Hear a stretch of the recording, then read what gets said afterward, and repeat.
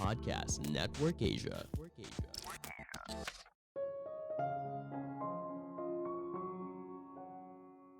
Kekayaan yang kita miliki sekarang merupakan berkah yang seharusnya kita bagikan lagi kepada orang lain yang membutuhkan.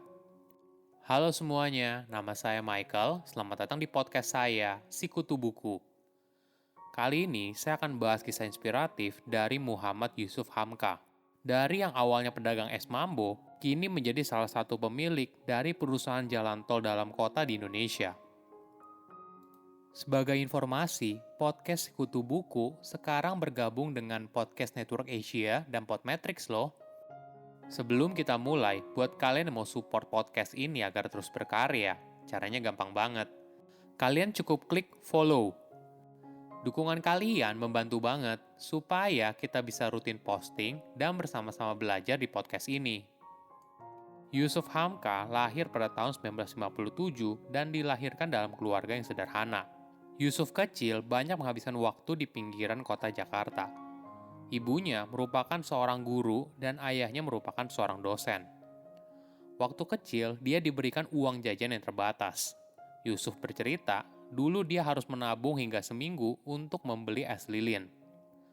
Keadaan ini buat Yusuf mulai muter otak. Hingga suatu hari, temannya menawarkan Yusuf untuk membantu ibunya dalam berjualan es mambo. Dari situ, dia mulai menjadi pedagang asongan. Jadi, ketika pulang sekolah, Yusuf langsung bawa termos dan barang asongan, misalnya kacang dan sebagainya. Uang hasil berjualan lalu digunakan untuk menambah uang jajan. Yusuf mengaku, dari kecil dia tidak pernah malu berjualan. Bagi dia, gengsi akhirnya malah tidak punya biaya. Selama tidak mencuri atau menipu, kenapa harus malu? Yusuf tidak pernah menyangka hidupnya bisa seperti sekarang. Namun memang, sedari kecil, dia selalu punya mimpi untuk jadi orang sukses. Dulu, Yusuf sering datang ke toko buku untuk menumpang baca di sana. Bukan hanya buku komik, tapi juga buku bagaimana caranya menjadi orang sukses. Setelah membaca beberapa buku, awalnya Yusuf merasa apa yang ditulis di dalam buku itu omong kosong belaka. Maklum saja, membaca buku saja tidak serta-merta dapat membuat orang menjadi sukses. Namun di kemudian hari, Yusuf baru sadar kalau buku yang dibaca saat kecil dulu menjadi fondasi berpikir yang membantunya untuk berada di posisi sekarang. Beberapa pola pikirnya terbentuk berkat buku tersebut, seperti saat berjanji harus ditepati, bertanggung jawab, loyalitas, dan sebagainya. Ada yang menarik dari Yusuf. Saat kecil, mimpinya sederhana. Sebagai contoh, saat masih SMA, Yusuf punya mimpi untuk jadi tukang parkir. Waktu itu, dia sering lewat ke daerah Pasar Baru, di mana dekat tempat tinggalnya. Ketika berada di sana, Yusuf bertanya kepada temannya yang bekerja sebagai tukang parkir di sana, berapa penghasilan sehari. Temannya lalu memberitahu kalau dalam sehari bisa mengantongi 10 hingga 15 ribu rupiah. Sebagai gambaran, dulu satu mangkok bakmi seharga 300 perak. Beranjak remaja, Yusuf kembali ke Samarinda tempat keluarganya berasal. Yusuf berpendapat, dalam hidup kita harus punya mimpi. Namun, mimpi tersebut harus menjadi kenyataan. Jangan biarkan mimpi itu hanya jadi angan-angan yang ada di pikiran kita. Kita perlu bekerja keras untuk mencapainya. Jika kamu gagal, jangan salahkan orang lain. Yusuf berpendapat, semua kegagalan adalah kita yang buat. Begitu juga dengan semua kesuksesan adalah hal yang kita ciptakan. Dengan tidak menyalahkan orang lain, maka kita mampu ikhlas menerima kondisi yang kita alami dan terus memperbaiki diri menjadi pribadi yang lebih baik. Perjalanan Yusuf untuk menjadi orang sukses juga tidak mudah. Pada saat krisis ekonomi tahun 1998, Yusuf bercerita kalau dia pernah rugi ratusan juta dolar hanya dalam 3 jam.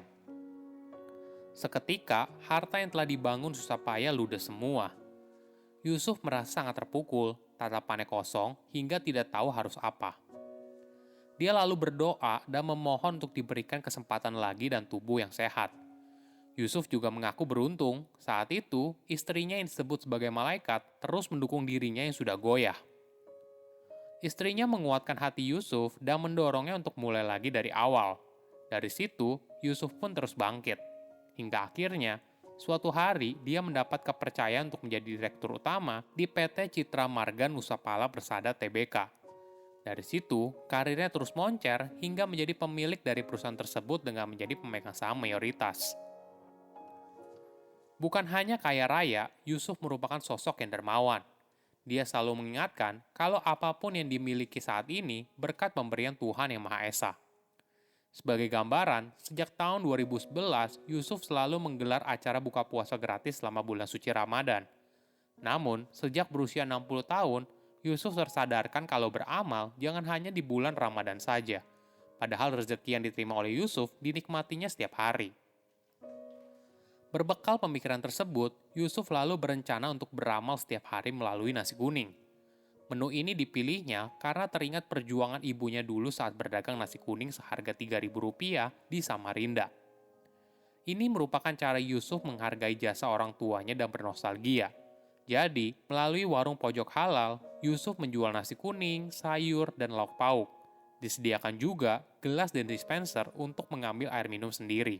Tujuannya untuk menyediakan makanan bagi duafa dan masyarakat tidak mampu. Ada alasan menarik kenapa Yusuf tidak menyediakan makanan gratis saja setiap hari. Dia berpendapat, jika orang terbiasa membeli nasi kuning seharga Rp10.000, maka apabila mereka membeli nasi kuning seharga Rp3.000, mereka bisa menyisihkan uangnya untuk bersedekah kepada orang lain. Inilah yang diharapkan oleh Yusuf agar setiap orang bisa terus membagikan kebaikan kepada orang lain. Semangatnya untuk bersedekah juga mendorong karyawan yang ada di perusahaan tempatnya bekerja.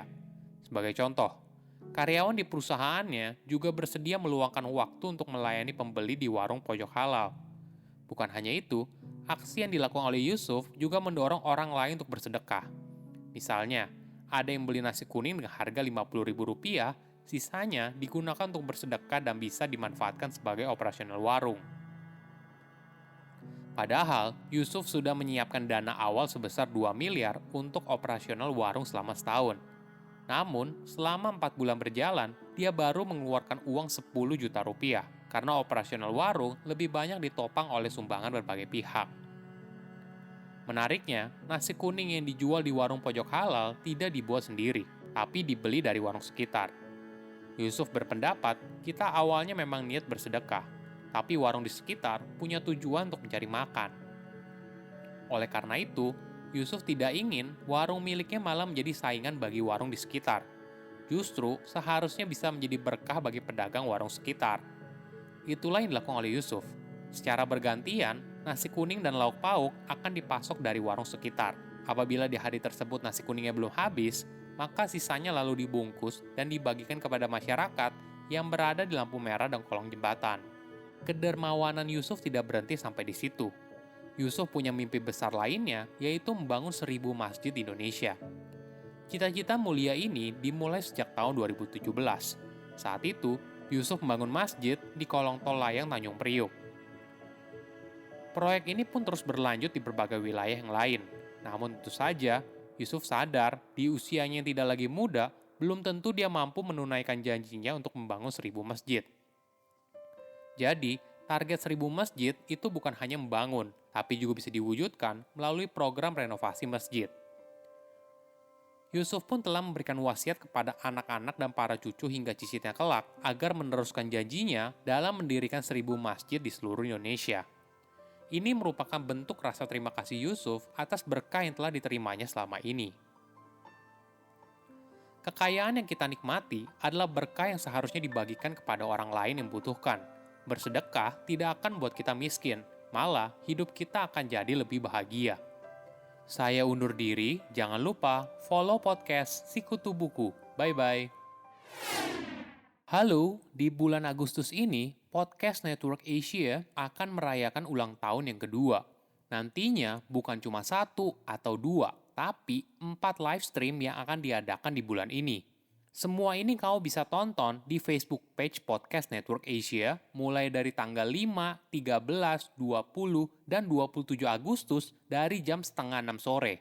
Nantinya bakalan ada games, keseruan, dan ketawa-ketawa barengan podcaster favorit kamu.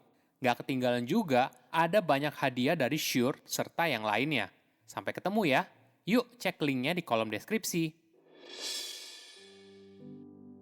Pandangan dan opini yang disampaikan oleh kreator podcast, host, dan tamu tidak mencerminkan kebijakan resmi dan bagian dari Podcast Network Asia. Setiap konten yang disampaikan mereka di dalam podcast adalah opini mereka sendiri dan tidak bermaksud untuk merugikan agama, grup etnik, perkumpulan, organisasi, perusahaan, perorangan, atau siapapun dan apapun.